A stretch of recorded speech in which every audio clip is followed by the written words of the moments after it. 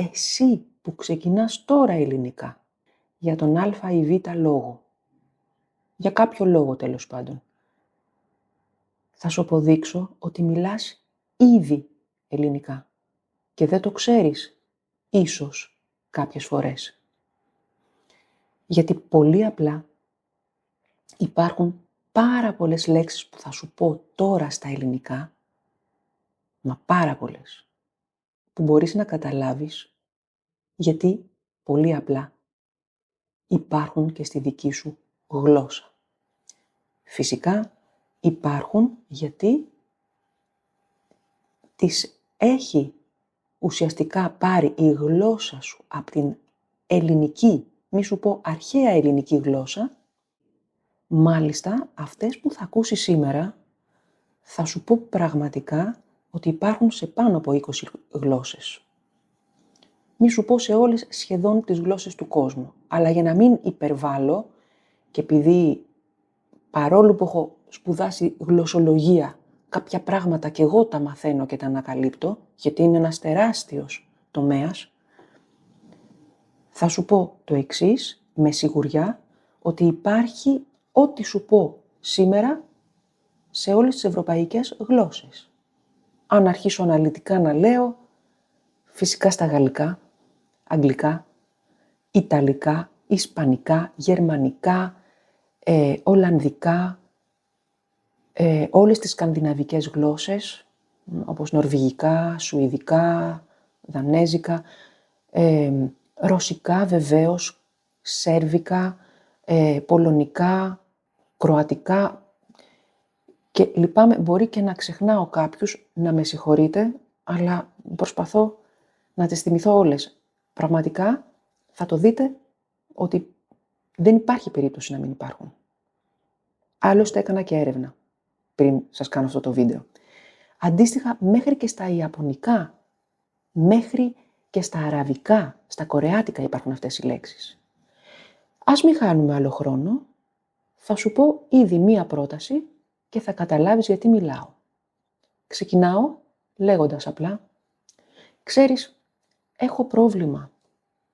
Έχω ένα πρόβλημα. Η λέξη πρόβλημα δεν μπορεί να μην υπάρχει στη δική σου γλώσσα.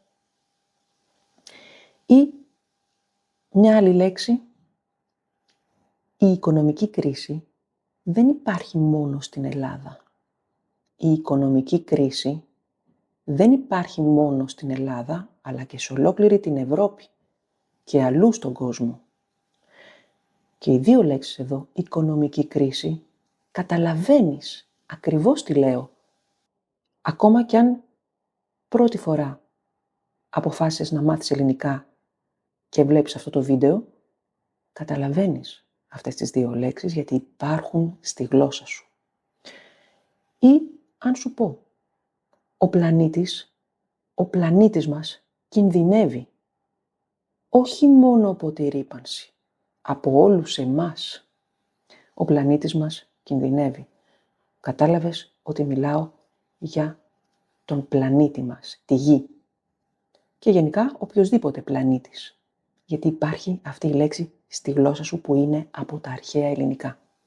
Ή άλλη φοβερή έκφραση, ένα αστρονομικό φαινόμενο. Ας πούμε η πτώση ενός μετεωρίτη.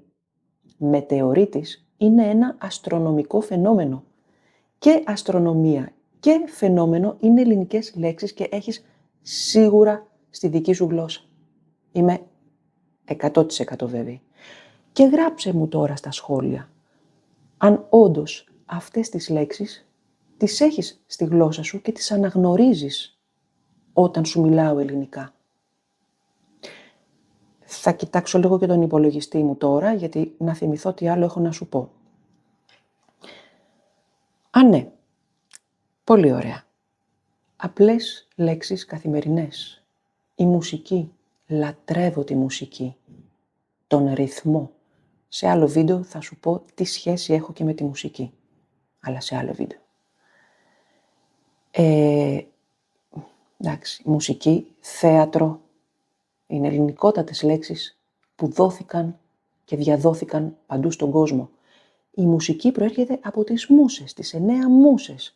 Θα τα πούμε μια άλλη μέρα για τις μούσες και θα μιλήσουμε για διάφορα όμορφα πράγματα που αφορούν την τόσο πλούσια ελληνική ιστορία. Να πούμε επίσης κάτι πολύ σημαντικό. Σήμερα δεν έχω καλή ψυχολογία. Δεν έχω καλή ψυχολογία. Ή τον άποδο, έχω καλή ψυχολογία. Η ψυχολογία, ελληνικότατη λέξη που έχεις στη δική σου γλώσσα και πολλοί σπουδάζουν ψυχολογία, γίνονται ψυχολόγοι για να βοηθήσουν άλλους ανθρώπους.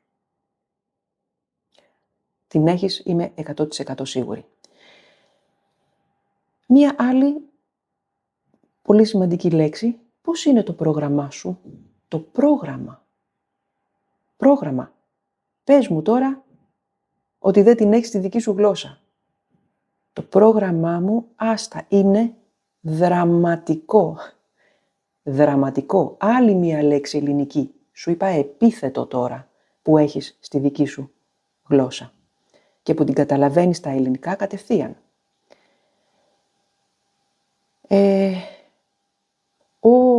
Καλά. Τι να σου πω για τη λέξη καταστροφή? Μάλλον να σου πω 2 λέξεις. Η πολιτική είναι μια σκέτη καταστροφή.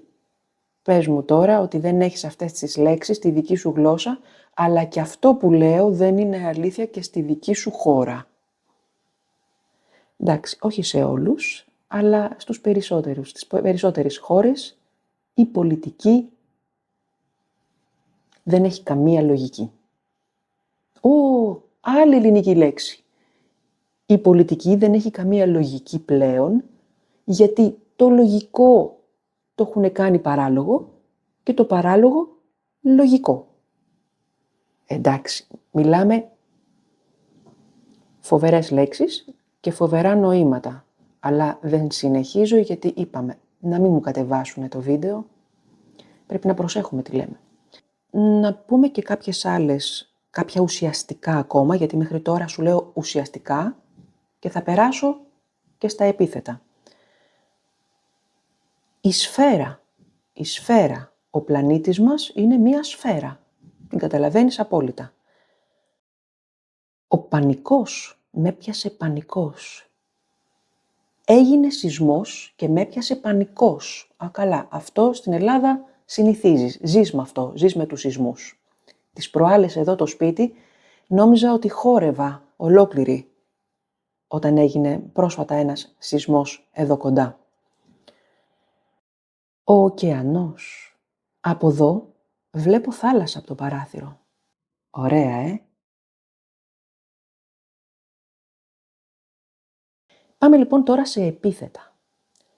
Τώρα μην μου πεις ότι δεν καταλαβαίνεις τη λέξη παιδαγωγικό.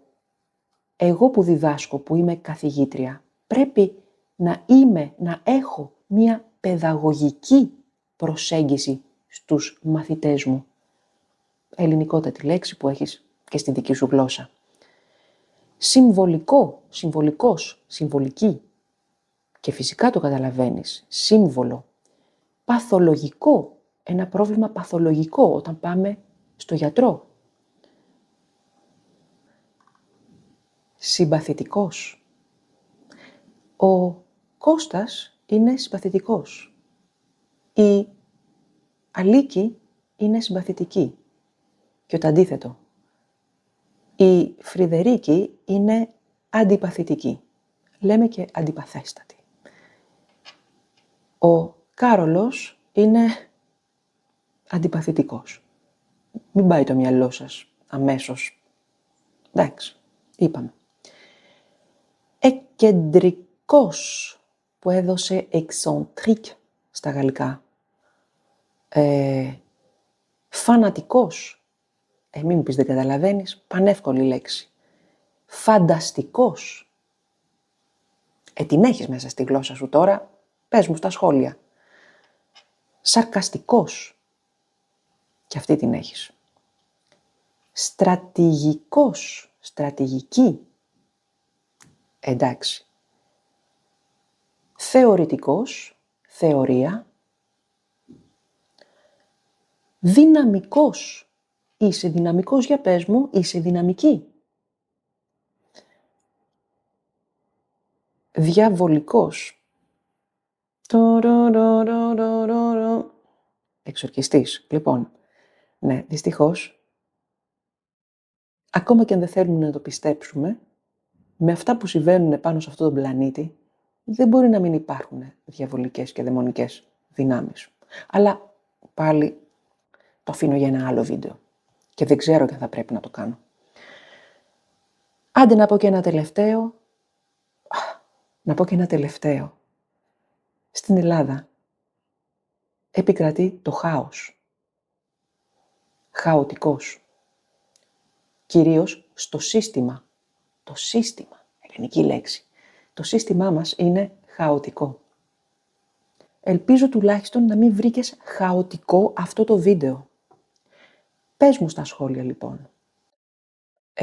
Μιλάμε άλλες τόσες λέξεις να σου πω που είναι ελληνικής καταγωγής και έχεις στη γλώσσα σου. Αλλά δεν τελειώνουν, είναι πάρα πολλές. Πήρες σήμερα μία μικρή γεύση που λέμε στα ελληνικά. Μία γεύση από το πόσες λέξεις μπορείς να αναγνωρίσεις αυτή τη στιγμή αν ακούσεις κάποιον να μιλάει ελληνικά. Οπότε θα σε αφήσω εδώ. Αν το βρήκες χρήσιμο αυτό το βίντεο και τα προηγούμενα που έχω κάνει, στήριξέ με και σου υπόσχομαι ότι θα βρεις πολύ όμορφα πράγματα σε αυτό το κανάλι και πολύ χρήσιμα. Άντε, θα σε αφήσω και θα σε δω σε ένα επόμενο βίντεο. Να είσαι καλά.